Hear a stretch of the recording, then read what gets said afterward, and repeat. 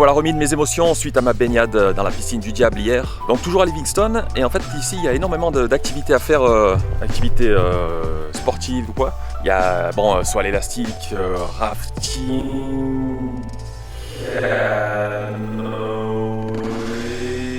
et non, pas de vlog cette semaine, mais plutôt une vidéo de présentation de quelques activités que j'ai pu faire autour des chutes Victoria.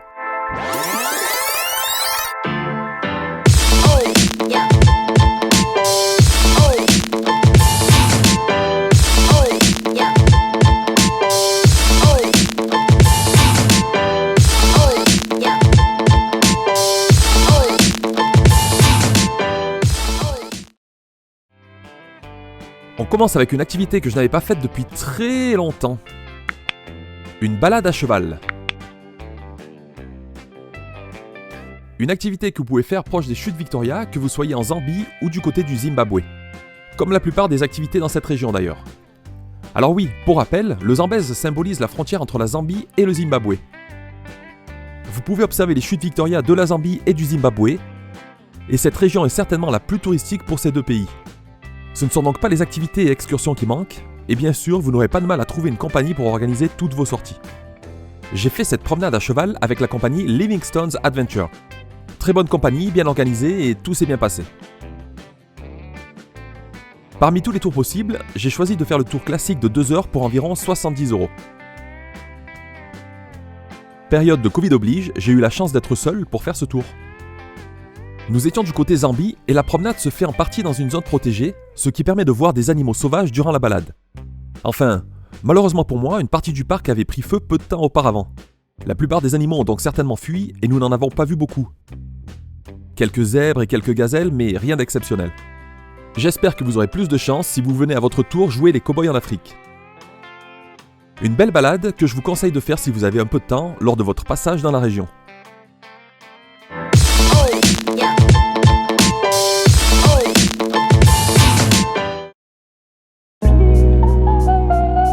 Deuxième activité que j'ai pu faire cette fois-ci côté Zimbabwe et qui m'a vraiment beaucoup plu. Une Sunset Cruise. Croisière sur le Zambèze au coucher de soleil. Vraiment magnifique.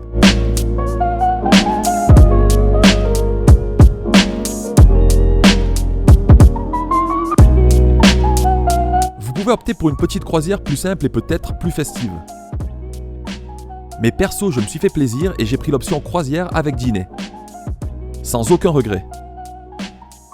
J'ai vraiment passé un bon moment avec une petite équipe très sympathique et professionnelle. Un vrai moment de détente, mais c'est également l'occasion de faire un petit safari fluvial. Nous avons pu observer des rhinocéros, des éléphants et même un crocodile.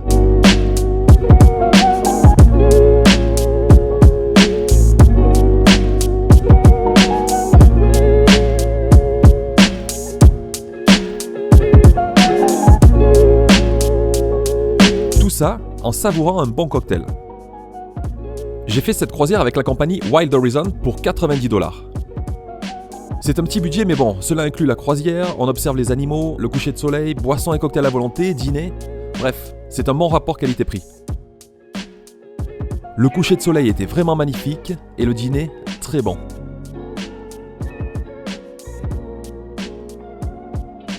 Vous l'aurez compris, je valide cette activité et vous la conseille également.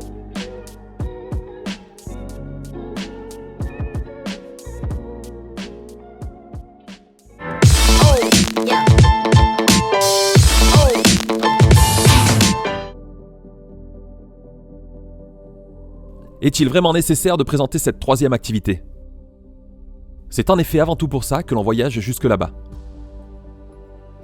Il s'agit bien sûr des chutes Victoria. Ce ne sont pas les chutes les plus hautes du monde, mais le lieu est tout de même vraiment impressionnant. Le Zambèze tombe ici d'une hauteur pouvant atteindre 108 mètres, mais ce qui rend le lieu encore plus incroyable, c'est que les chutes s'étalent sur une longueur de 1700 mètres. À l'origine, les chutes étaient nommées par les locaux Mosi Oa Tunya, qui signifie la fumée qui gronde. C'est l'explorateur Livingstone, qui fut le premier Européen à voir les chutes, qui les renomma en l'honneur de la reine d'Angleterre, Victoria. Comme je vous l'expliquais dans ma vidéo précédente, vous pouvez observer les chutes depuis la Zambie pour 20 $ et du Zimbabwe pour 30 $. J'ai eu la chance de voir les chutes des deux côtés début octobre, soit pendant la saison sèche. Si vous venez également durant la saison sèche et que vous devez faire le choix entre Zambie et Zimbabwe, je vous conseille d'aller les voir du côté du Zimbabwe. Côté Zambie à cette période, les chutes sont un peu plus asséchées et donc peut-être moins impressionnantes. Si vous venez en saison humide, il n'y aura pas beaucoup de différence et ça coulera à flot des deux côtés. Mais pas d'inquiétude non plus, si vous êtes en Zambie en saison sèche, les chutes sont tout de même très belles et vous pourrez même vous balader juste au-dessus et vous baigner dans la piscine du diable. Quoi qu'il en soit, les chutes Victoria valent vraiment le détour, et même si vous vous trouvez dans un pays voisin, Angola, Namibie ou Botswana, n'hésitez pas à pousser un peu et à franchir la frontière pour venir assister à ce magnifique spectacle.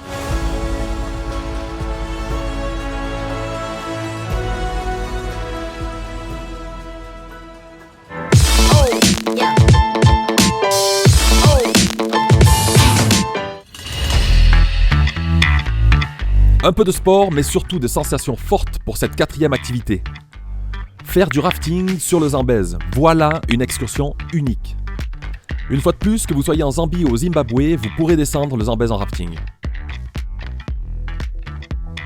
Parmi toutes les compagnies, j'ai choisi Shockwave pour faire cette sortie.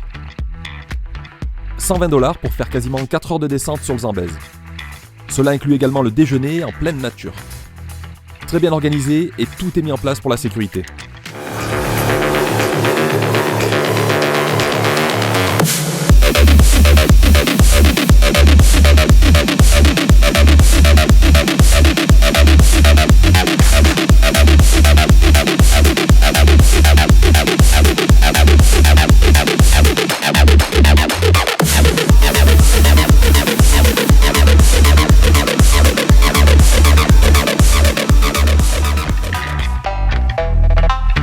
Sensation forte, garantie.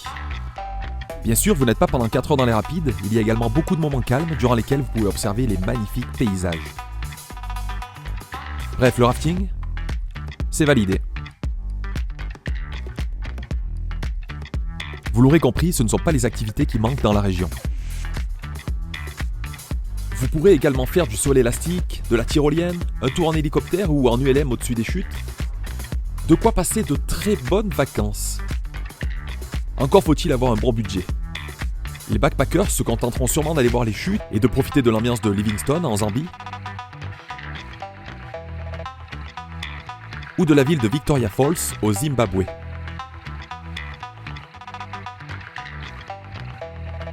Une chose est sûre, ce lieu vaut vraiment le détour.